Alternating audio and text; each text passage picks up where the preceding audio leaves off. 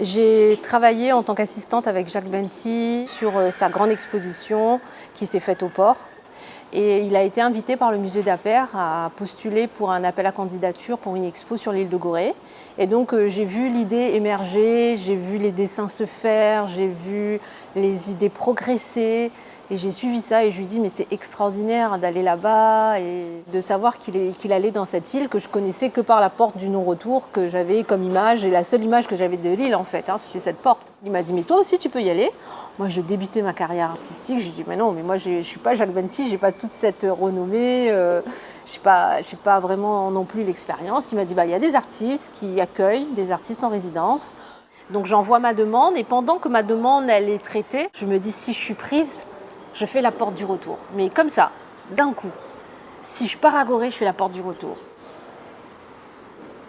J'ai fait cette porte et cet acte, parce que c'était une porte, mais je voulais faire un acte de mémoire pour les esclaves défunts, pour qui on n'a pas pu prier, pour qui n'ont pas eu de rite habituel qu'ils ont dans leur pays.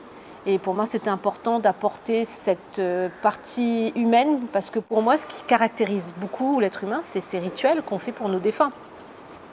Et les défunts, ils existent à travers notre histoire parce qu'on les commémore. Et pour moi, ils sont présents parce qu'on pense à eux. Et donc, la façon de rendre l'humanité qu'on a enlevée à ces gens, parce qu'on les a mis en esclavage. On prend un être humain, on le rend chose. Comment est-ce que je peux partir de cette chose et les re-rendre humains? Et pour moi, il n'y avait que ce travail qui partait de la mémoire, de la commémoration. Et après, j'ai vu que c'était le rituel en fait qui dominait. Avec cette notion de retour aussi. Oui, de retour au pays avec la mémoire. Voilà. Aujourd'hui, cette histoire n'est pas terminée. Non. Tu es en projet d'y retourner. Voilà, en fait, j'ai fait cette porte qui devait être éphémère, n'ayant pas beaucoup de moyens à l'époque avec l'association, en contreplaqué, premier prix, dans le premier petit magasin à Dakar que je trouvais, des vis, premier prix. Vraiment, on n'avait pas de moyens. Peinture acrylique dehors, devant la mer, voilà. Et comme elle est tombée en 2023, après une tempête, parce que là vraiment pour du contreplaqué elle a super bien vécu, je me suis dit là il va falloir peut-être la refaire, mais je vais pas me battre, soit elle se refait ou soit elle se refait pas, c'est pas grave vu que je l'avais déjà faite une fois. L'idée c'était pas d'avoir une œuvre qui perdure, et en fait l'œuvre elle m'a dépassée, c'est-à-dire je l'ai fait éphémèrement. Je suis repartie encore une fois parce qu'on m'a dit la porte, Migline, viens voir, il faut la réparer, elle est en train de tomber, il faut faire quelque chose, ce symbole ne peut pas rester au sol. Quelque part, il y a cette quête aussi de se guérir. Il y a eu une douleur, mais cette douleur, je ne veux plus la vivre. Je ne veux plus qu'aujourd'hui, cette histoire coloniale et cette histoire d'esclavage me coûte de la colère et encore de la souffrance. J'ai envie de m'en délivrer. Et pour m'en délivrer, j'essaye de faire des choses positives. Je n'oublie pas le passé. J'apprends à vivre avec. J'apprends à porter des belles choses pour que les choses se transforment, pour que demain soit meilleur. C'est la seule chose que je peux faire parce que je ne peux pas changer le passé. En fait, j'ai l'impression que je ressens cette souffrance. En fait, quand j'ai étudié l'histoire à l'école, quand j'ouvre un livre, quand on me parle de l'histoire d'avant, ce ne sont pas juste des mots, mais c'est quelque chose qui me touche et qui crée en moi une émotion. Et je sens une douleur, je sens. Et je me dis, mais il faut essayer d'apaiser ça. Mais pas chez moi, dans l'histoire. Il faut apaiser ça. Pour que ça je ne le ressente pas, il faut l'apaiser ailleurs aussi. J'ai des évidences qui deviennent des convictions. Et tout ça se construit au fur et à mesure. Mais dans la vie de tous les jours, je ne pense pas à ça tout le temps. Ça m'anime, mais voilà, j'ai élevé mes enfants, je travaillais à l'école d'art, j'ai enseigné. Je ne suis pas tout le temps perchée dans les histoires de l'invisible et des mémoires, mais elles font partie de moi. Et je ne vais pas les taire, par contre.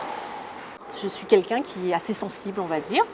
Et donc, je me suis dit si je peux apporter quelque chose. Et en fait, ça s'est fait que ça s'est passé par l'art. Et on va dire que la première vraiment, c'est peut-être cette porte que j'ai faite à Gorée. Mais ce ressenti-là, je ressens une tristesse et j'ai besoin de faire un acte. On est des individus qui vivent dans un monde matériel. Moi, je crois à l'immatérialité, aux âmes, aux défunts. Et on a besoin de symboles qui va nous permettre de comprendre et d'actionner des choses. Parce que les gens ont besoin de symboles. On parle, la langue est un symbole. Donc on a besoin de ce symbole dans cette réalité pour interférer, pour comprendre, pour agir. Et le côté transgénérationnel, ça me parle parce que déjà on hérite des yeux de ses parents, d'un caractère, d'un physique et tout ça. Et on hérite aussi de son histoire, comment ça l'a touché, comment ça l'a impacté. Et la transgénérationnalité, pour moi, est devenue importante puisque j'ai appris par la psychogénéalogie que, en fait, un trauma peut engendrer dans la descendance, de façon réelle, un comportement d'un organisme de façon très spécifique. Donc on touche au physique. Si on touche au physique en partant d'un trauma, c'est qu'il y a une action sur le physique des descendants et la seule chose qu'on transmet organiquement à nos descendants, c'est bien notre ADN. C'est bien ces deux cellules qui vont se réunir du papa et de la maman, qui détiennent tout l'ADN et qui vont se transmettre. De toute façon, maintenant, on est allé encore plus loin. Les traumas comme les viols, des fois la première génération est beaucoup moins touchée que la deuxième. Et pourtant, c'est celle qui est la plus proche de la source et de l'histoire. C'est relié à notre corps, à notre chair. Quand on a mal au ventre, quand on peut se bloquer, je sais pas, la catharsis, il y a plein de choses en fait. C'est une conviction. Ah oui, mais bien sûr, une conviction, c'est obligé. On peut pas, comme on peut pas dépasser, pour moi on peut pas déconnecter l'âme du corps, on peut pas déconnecter ce corps de l'émotion qui fait partie du corps, qui travaille avec le corps.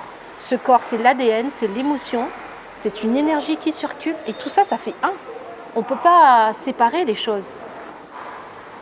Au terme de cette construction et que la population mesure le sens de l'œuvre, comment c'est perçu?